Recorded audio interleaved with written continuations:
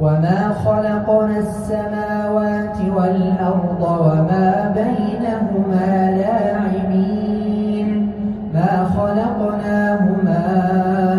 إلا بالحق ولكن أكثرهم لا يعلمون إن يوم الفصل ميقاتهم أجمعين يوم لا يغني مولى عن مولى شيئا ولا هم ينصرون إلا من رحم الله إنه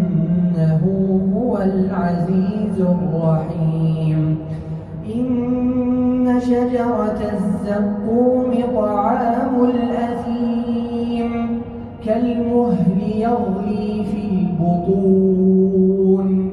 كغلي الحميم خذوه فاعتلوه إلى سواء الجحيم ثم صبوا فوق رأسه من عذاب الحميم ذق إنك أنت العزيز الكريم إن هذا ما كنتم به تمترون إن المتقين في مقام أمين في جنات وعيون يلبسون من سندس واستبرق متقابلين كذلك وزوجناهم بحور عين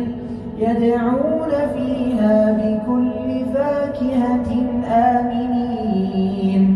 لا يذوقون فيها الموت إلا الموتة الأولى ووقاهم عذاب الجحيم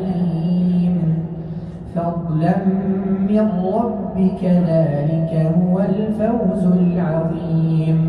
فإنما يسرناه بلسانك لعلهم يتذكرون فارتقب إنهم مرتقبون